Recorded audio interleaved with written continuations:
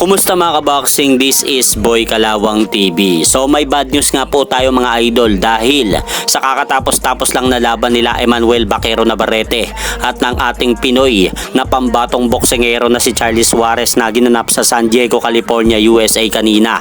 Nauwi nga po mga idol ang laban ng dalawa sa technical decision matapos nga pong ihinto ng doktor ang laban dahil nakapagtamo nga po ng biyak sa itaas na kaliwang kilay itong kampiyon na si Emmanuel Baquero Navarrete sa round 8 ng kanilang laban ni Charlie Suarez. Pero kung titignan po natin mga idol kung paano natamo ni Emmanuel Baquero Navarrete ang kanyang malaking cut sa kaliwang itaas ng kilay nito, dito po sa isinagawang super slow-mo ng mga hurado, makikita po natin na tumama nga po ng klaro ang kaliwang suntok ni Charlie Suarez sa itaas ng kaliwang kilay ni Emmanuel Baquero Navarrete bago tuluyang umagos ang dugo sa pagmumuka ng kampiyon.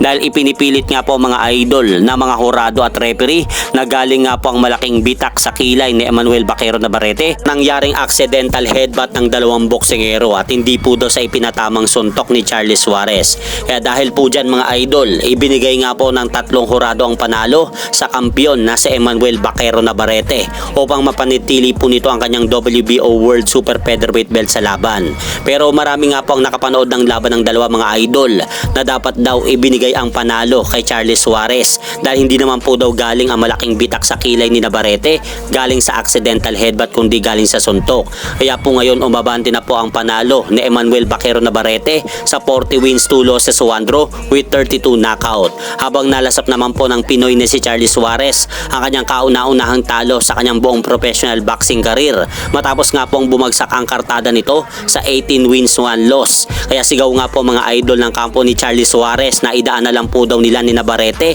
sa rematch ang laban dahil pakiramdam po daw nila ay nanakawan sila ng panalo. Dahil kung ibibigay po daw mga idol ng tatlong hurado ang panalo para kay Charlie Suarez ay magiging TKO victory po sa round 8 ang panalo ni Charlie Suarez dahil sa inihinto daw ang laban sa round 8 ng doktor at wala po daw silang kasalanan dyan. At hanggang dito na lang po muna ang aking update sa mga aganapan sa mundo ng boxing. At syempre mga idol, huwag nyo rin po kalimutan pakisuportahan nyo naman po muna ang ating munting channel. Maraming salamat po.